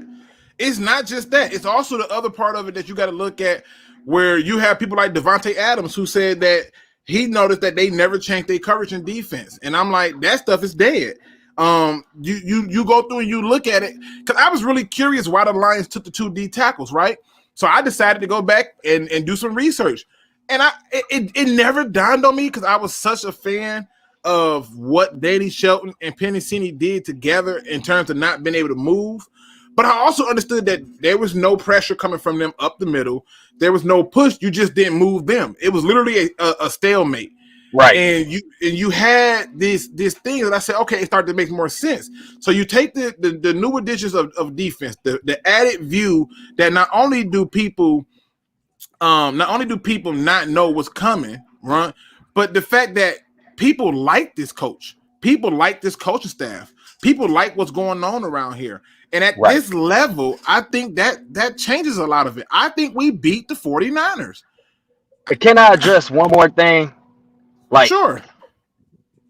We don't have a receiver. Did everybody like completely forget we got TJ Hawkinson and now he don't have to block? Did like everyone just forget about that? Or take it a step further. Take it one step further, right?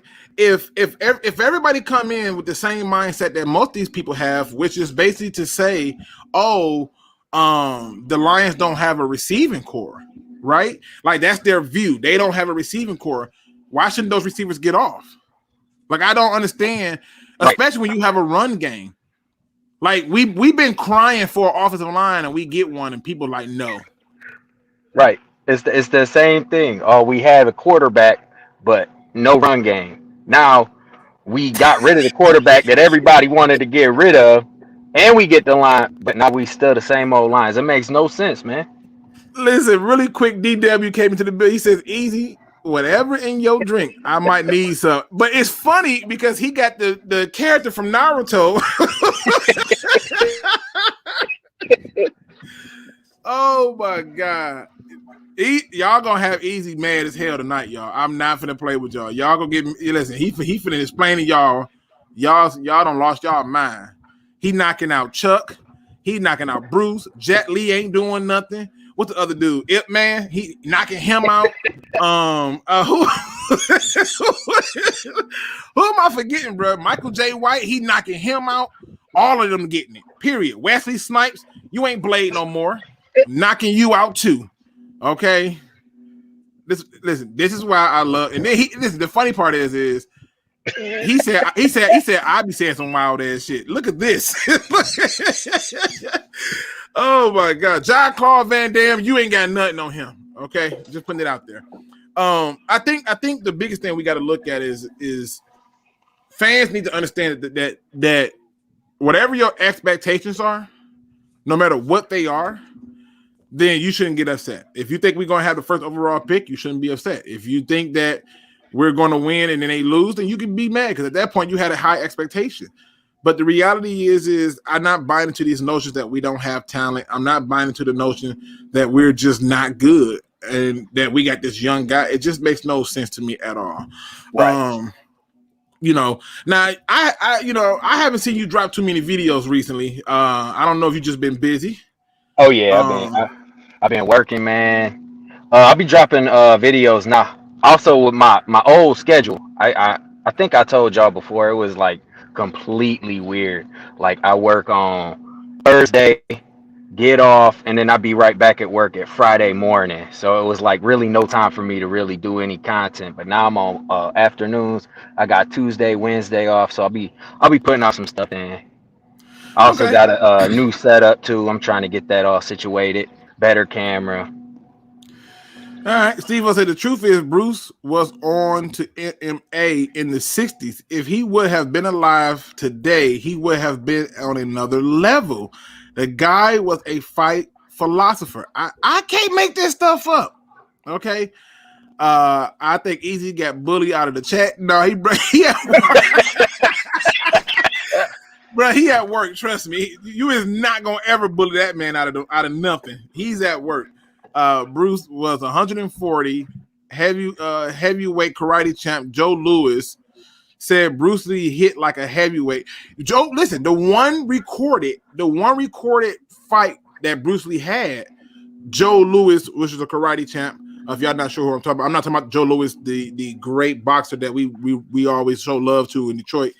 But he said that he never seen somebody punch so fast in his life. He said he was the fastest person he has ever met. He also took lessons from Bruce Lee after they met. That's all facts from you. One fucking Lion fan is up there in age, bro. I'm telling you right now.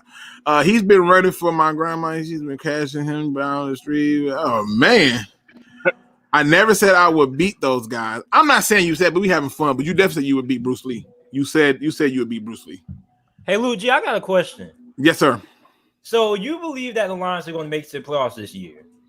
I believe that the Lions have a good chance to make it to the playoffs. So what I'm saying is this. If you look at last year, right? Technically, last year, the Bears should not have made it to the playoffs. But they ended up adding that extra team at the last minute because of COVID, right? And so then it just stayed. So I looked at that and I said, well, okay, the Lions really need to get the 9 wins, right? At 8 wins, they still got a chance, but 9 wins pretty much puts them in there because you're talking about 14 teams making it. So before it was just 12 out of 32. Now it's 14 out of 32. And so it's almost 50% of the league can make it into the playoffs. So with that being said, I look at their schedule, and the first thing that jumps out to me is, listen, we can 100%, look at some things, and make some assertions to it. I mean, they are in this chat for real with this damn. Hey, all I gotta say is if the New York Giants can make it and win in the Super Bowl at 9-7, we got a shot to at least make it to the playoffs in a wild card. Listen, if you think about it, all of the Giants under Eli Manning were wild card spots, if I'm not mistaken, when they won it. So you got to get into the dance. And anybody tell me who was on that team? Listen, like I said, I can tell you who was on that team. I can too, but I can too. But you gotta just look at it a little bit different. You got to look at what happened. They ran the ball, they played defense, and Eli Manning was not asked to be the savior.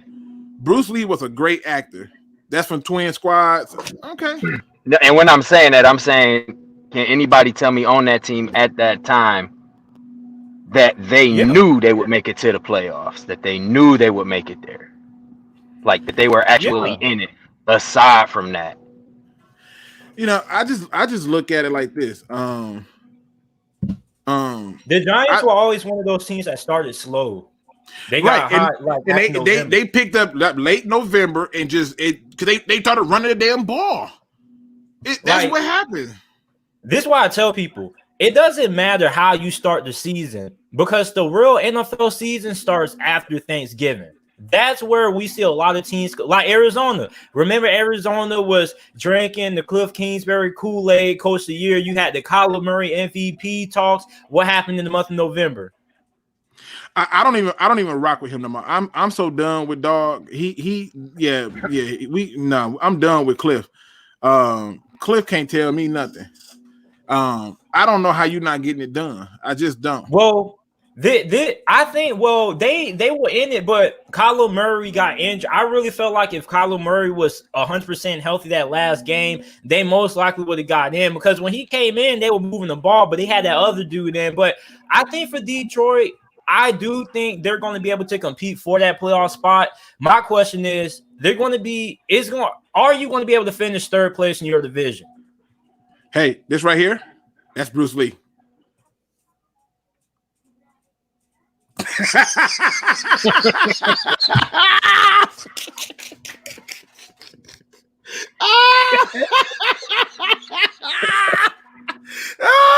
You saying the other one easy? Wait. Look how quick this was. Wait, Pete. Look, my man leg telegraph. Look how easy this was. Watch this. Ha! I'm done. I'm sorry. I can't help myself. Oh, Jesus. I'm sorry. Back to football, people. My apologies. Oh, my God. I had to. That was funny. Anyway, people, we will be going live apparently on Woodward Sports. So check out the Woodward Sports channel. Like and subscribe. This helps out not only the DSA, it helps out not only SpeakEZ, it helps out you guys because Woodward Sports is dedicated to what? Detroit sports. Just like how the DSA is dedicated to Detroit sports, just how Lions on the Prowl is dedicated to Detroit sports. You want to check them out. I had to put that on the damn screen. That was funny. That was funny as hell. I found it funny. I'm sorry. That man kicked him quick as shit. Anyway, let me ask y'all this question because I got to get into this before we get out of here. Matthew Stafford talks about his first game going against the Rams. And so a lot of people are shocked at what he said. He's like, oh, it's going to be crazy. I've been there for 12 years, blah, blah, blah, blah, blah, blah, blah. My question is what do the media expect him to say? Like, he been knew that he was going to play Detroit. Why is it that now when the schedule come out, we got to make this a story? Like, who cares? He got to go and play Detroit. And it's always going to be intriguing to play the team that you've been with for 12 years, the team that drafted you. It's almost like you dating somebody, marrying that person, then you divorce them, and it's like, oh, what is it going to be like when you see your ex-wife again? What do you mean? Like, it's going to be a little awkward. I think they're doing it to, draw ratings to make people want to watch it because they did the same thing with Carolina and the New York Jets. Like, come on, man. Like, let's be honest. Who's watching New York Jets and Carolina other than me and, maybe you, Luke G, because we're diehard football fans. But let's be honest. Who's really going to be watching Carolina and New York Jets play? Like, okay, I might watch because Zach Wilson, but I think they're trying to hype it up because, Detroit, they know Detroit probably isn't that big of a ratings draw. And they do this for every game. They try to find some little story or some little headline to, kind of use to motivate people to want to watch the games and things like that. So I think it's more of just a propaganda thing. I think they're just trying to build a narrative around it, try to get more of us into it. And I mean, maybe it is something that ends up being like a rivalry later on, which I mean, I would be down for that. Oh no, you know what? You want to know what would be the dream? The Detroit Lions versus the LA Rams in the NFC Championship game. Matthew Stafford lasted up for 500 yards, 6 touchdowns, and Lions fans eat their words about him. Yeah, I would like that because that means we made it to the playoffs. Well, let me ask you guys this. two Lions fans, right? So what's going to happen if Matthew Stafford comes out, leads the Rams to a victory, and has a great performance against the Detroit Lions? Do you guys think Lions fans are going to change? And I'm not talking about you guys, but I'm talking about like the Matthew Stafford haters out there that were Lions fans. Do you guys think that Matthew Stafford has a great game against Detroit? Their perspective will change on Matthew Stafford? No. It was the team that did it. They'll still be saying it was the team. He didn't do anything. You can literally come up with about 20 to 30 different reasons why it's not his fault. I remember how everybody to this day, they still hate Joey Harrington, right? Like you can't tell them nothing. Joey Harrington is hot garbage. He ain't never been good. Joey Harrington need to get the F out of town. Nobody cares, right? Joey Harrington goes over to Miami, right? And the Lions, you know, they played Joey Harrington in them.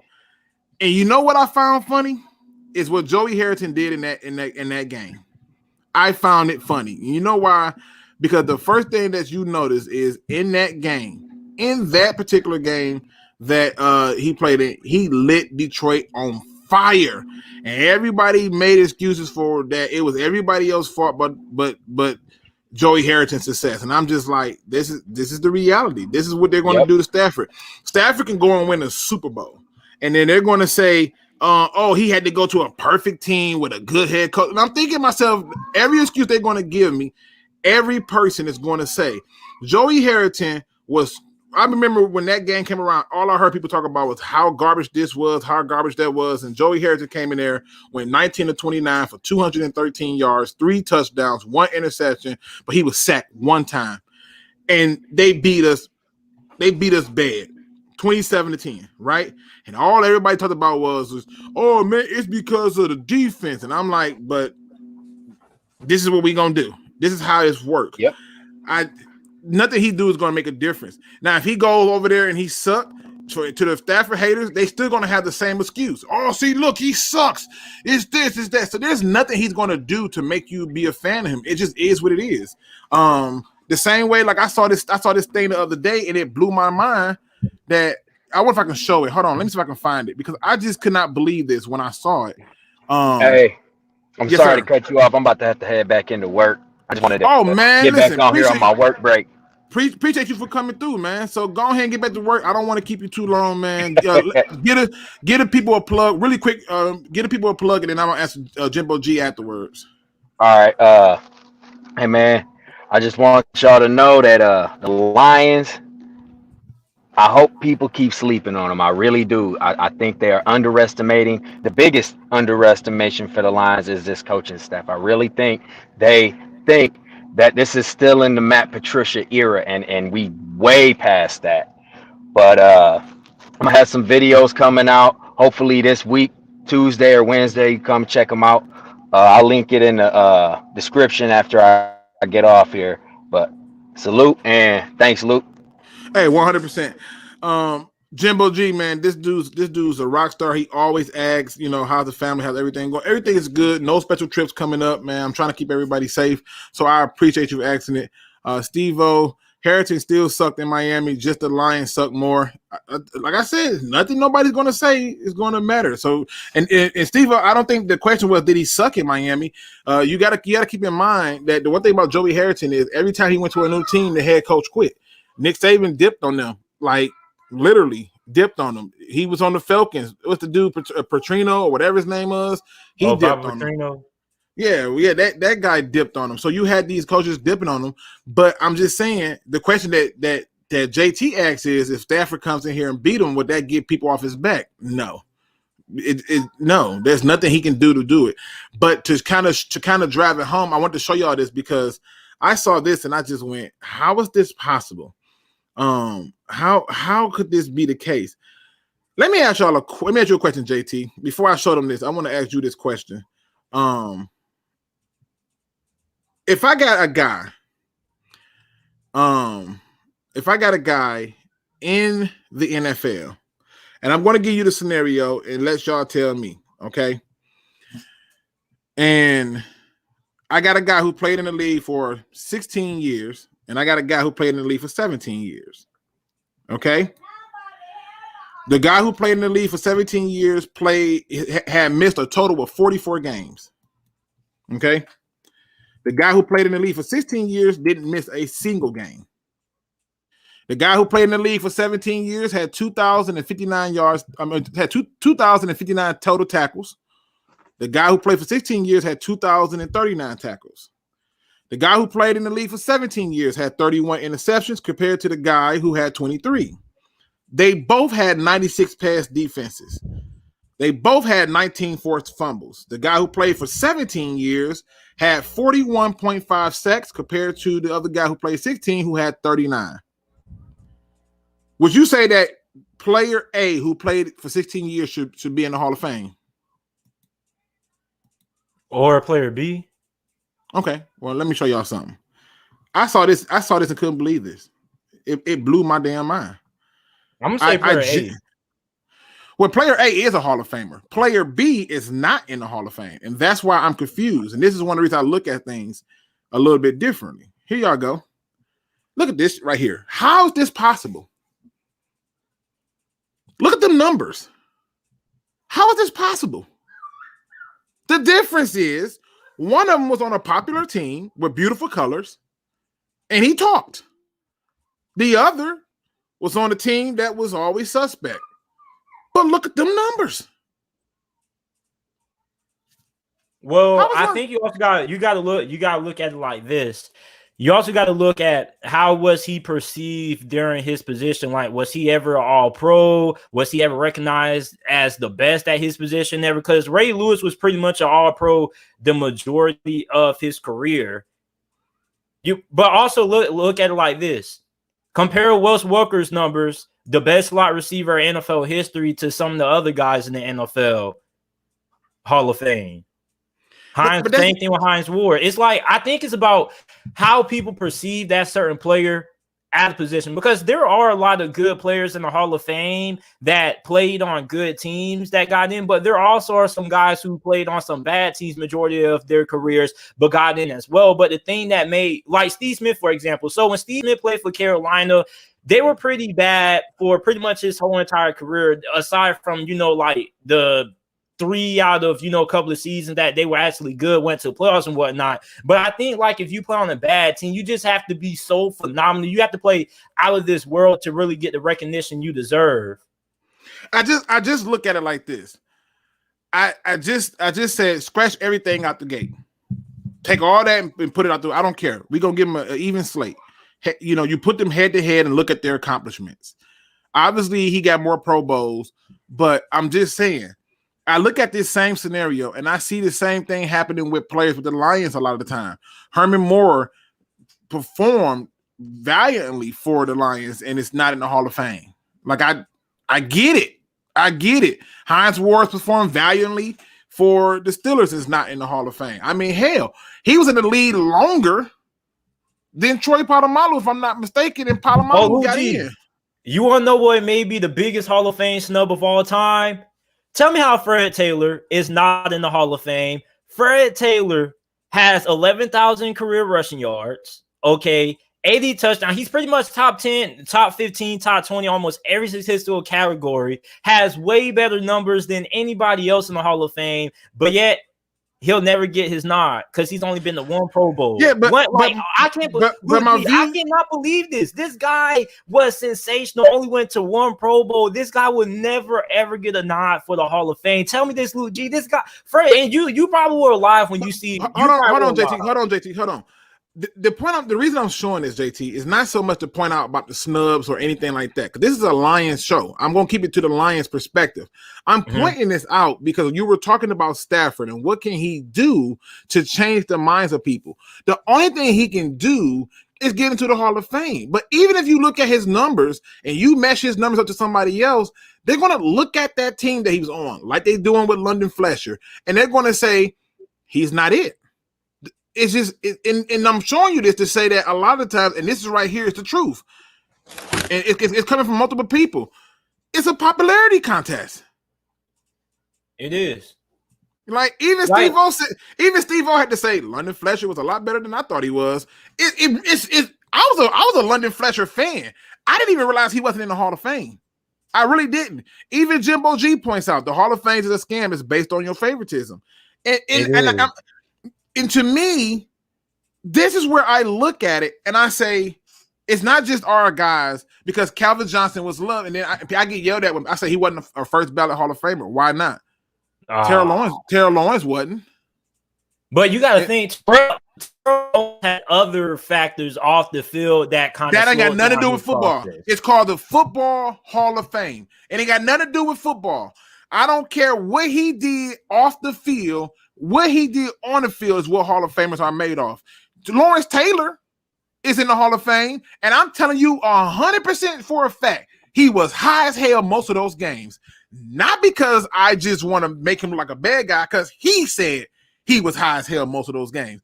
He got caught with prostitutes and everything. He's still in the Hall of Fame. All I'm pointing out to you O.J. Simpson in the Hall of Fame? Yes, I don't. What he did off the field is gross and grotesque, and it's not the whole point of what we're doing. We're looking at what they did on the field. But you got to think though, Luke G. The NFL is also about you.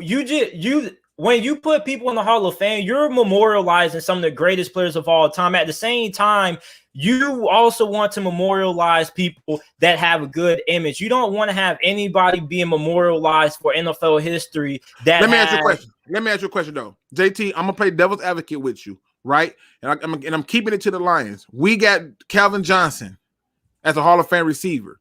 There are people in the Hall of Fame who have murdered people and went to jail. They don't take them out the Hall of Fame. So why are we not putting them in? Yeah, I'll give you that. I'm just trying to play devil's advocate in that regard. But I had to show this because one, this was just too amazing for me not to talk about. But listen, I got to get ready for the roundtable. It's going to be on Woodward Sports with SpeakEZ as the host. He's going to explain to y'all why he's not only going to choke out and will beat the brace off Bruce Lee, but he's going to talk Detroit Lions. We're going to talk about the schedule.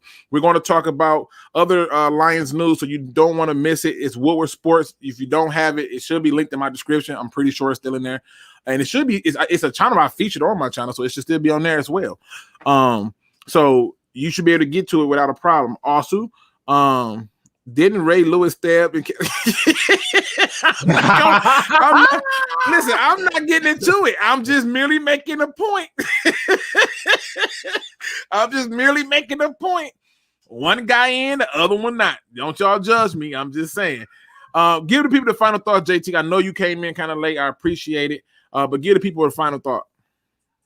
Yeah, man. Make sure that you guys go ahead and check out JT Sports, man. I'm almost closing in on 10,000 subscribers. I'm finna try to knock that out within the next couple of weeks. Finna start spamming, uploading. I got a Detroit Lions video that should be dropping like around tomorrow at some time, depending on the order, because I already have 8 videos ready to go. And yeah, man, I think the Lions are going to be a lot better than what a lot of people give them credit for. Now, I don't think there will be a playoff team, but at the same time, I'm not saying that they won't make it, because I still have to look at their schedule and things like that. But I do think Detroit will be way better than what a lot of people give them credit for. All right, listen, as always, people, I can't end the show unless I give y'all some positive words, man. I want to thank everybody who came in here and rock with me. I want to thank SpeakEZ for coming in here and lighting up the chat, explaining to y'all why Bruce Lee ain't got no pull with him, and then trying to revert and throw it on me. Because yes, I did say that T.I. was getting ready to get in that ass of Floyd Mayweather, and he was like, "You crazy?" And I said, "I'm telling you, it's one thing when you're talking about fighting a person in a ring under rules and regulations and street fighting. Street fighting is different. Ain't no rules in street fighting. You just better win." LT didn't even work out. Imagine if this guy would have, man, bruh. He was high. You ain't got to work out when you high. What the hell? The dude was on crack, bro. I'm not making this up. He was going to steal your 87-inch TV out of your high-rise apartment, jump out the window, land, and get to the pawn shop. He was high. I love me some LT, but I have yet to this day to see a person play with a dislocated shoulder. Most people who dislocate their shoulder are out for the season. Not that guy. And you know why? Because he was on crack. Don't judge me. I'm just telling the truth. Here's my final.